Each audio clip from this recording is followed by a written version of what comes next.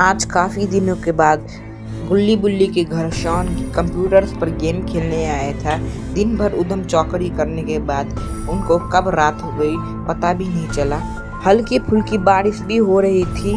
Shawn बारिश का रुकने का अगले 3 घंटों से इंतजार कर रहा था। शॉन बोलता है कि अब मैं जा रहा हूँ, अब मैं यहाँ नहीं रुक सकता, और ये बोल के शॉन अपनी स्कूटी पर बैठ गया। गुल्ली बोलता है ध्यान से जाना। शॉन भी बोलता है ठीक है, मैं अपना ध्यान रखूंगा। इसके बाद शॉन अपनी स्कूटी से निकल जाता है। अभी भी हल्की फुल्की बारिश हो ही रही थी, पर जब वो थोड़ा आगे पहुंचा तो बारिश बहुत जोरों से हो गई। इसलिए शॉन समझ नहीं पाया कि अब वो क्या करे। उसने अपनी स्कूटी रोकी और वहीं पर देखने लगे कि अब वो क्या करे। इसलिए वो फिर से घर पहुंच गुल्ली बुल्ली के घर चला गया और साथ में कुछ कोल्ड ड्रिंक्स भी ले गया। तभी वो स्कूटी से उतरा, तभी उसको पीछे से किसी ने आवाज दी। पीछे एक आदमी था। वो आदमी धीरे धीरे शॉन के पास आने लगा और वो आदमी शॉन के पास आके बोला, हेलो शॉन, मेरा नाम लल्लू चाचा है और मुझे मालूम है तुम मुझे नहीं पहचान रहोगे, पर मैं तुम्हें बहुत अच्छे से जानता हूँ। मुझे तुम्हारी मदद चाहिए।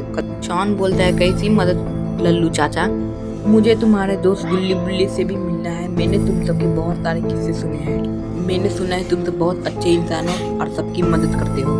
ठीक है अंकल, मैं आपको गुल्ली बुल्ली के पास ले जाऊँ, पर मुझे भी तो बताइए कि क्या प्रॉब्लम है, तभी तो मैं आपको गुल्ली बुल्ली के पास ले जाऊँगा। और ये कहे कि शॉन चाचा को अंदर आने के इशारा करता है। ये कहे कि शॉन भी गुल्ली बुल्ली के घर के अंदर जाने लगता है। शॉन के पीछे पीछे लल्लू चाचा भी जाने लगते हैं। और यहीं घर में गुल्ली अपने किचन में कुछ काम कर रहा है और बुल्ली कंप्यूटर पर कुछ काम कर रहा है। और तभी बुल्ली को डोर नॉक करने की आवाज आती है और बुल्ली को बोलता है, बुल्ली जल्दी से दरवाजा खोलो, कोई आया है, देखो तो कौन आया है।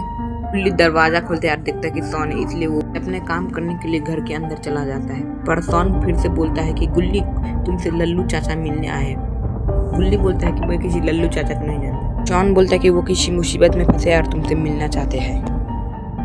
गुल्ली बोलता है कि जाओ उन्हें ले आओ, और फिर वो भी चला जाता है। और शॉन लल्लू चाचा के पास जाके उन्हें घर में आने के लिए बोलता है और लल्लू चाचा भी शॉन के पीछे पीछे चल देते हैं। गुल्ली लल्लू चाचा को बैठने का इशारा करते हैं और लल्लू चाचा सोफे पर जाके बैठ जाते हैं और उनके पीछे पीछे शॉन भी बैठ जाता है। और गुल्ली भी उनके पास जाके बैठ जाता है और पूछता है आपको हमसे क्या काम है। लल्लू चाचा बोलते हैं कि उनके बेटे टॉनी को एक किलर उठा के ले गया है। वो एक बहुत खतरनाक किलर है और हम 2 दिनों के लिए बाहर जाने वाले थे, पर मैं अपना छाता घर में भूल गया। और जब मैं उसे लेने अपने घर में गया तब देखा कि वो किलर मेरे बेटे टॉनी को नुकसान पहुंचाने की कोशिश कर रहा है। और मैंने जैसे चिल्लाया उसने उस पर हमला कर दिया।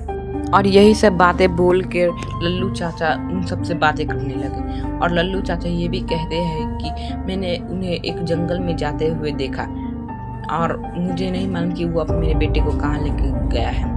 गुल्ली बोलता है आपको मालूम है वो कैसा दिखता है? तो लल्लू चाचा बोलते हैं कि हाँ मैंने उसको देखा है, वो बहुत खतरनाक दिखता है। उसके बाद गुल्ली बोलता है शॉन जाओ बाहर से कुछ खाने के लिए ले आओ। शॉन बोलता है नहीं, यहाँ पर लल्लू चाचा बैठे, उनको भी देना पड़ेगा, इसलिए वो नहीं गया। लल्लू चाचा बताते कि कैसे उनको बेटे टॉनी को वो किलर दौड़ा रहा था और उनका बेटा टॉनी भी बहुत भोला भाला था और माइकल के लूप में फंस गया। उसका लूप ही था कि वो किसी एक ऐसे जगह में जाए जहाँ से भागने का सिर्फ एक ही रास्ता, और वो रास्ता पर वो खड़ा हो। और जैसे वो उस कमरे में रहा उसका दिमाग खराब हो गया, क्योंकि उसने टॉनी को कहीं नहीं देखा और वो बहुत पागल सा हो गया। उसको लगा कि वो बेड के पीछे छुपा है, इसलिए वो उसके पीछे गया।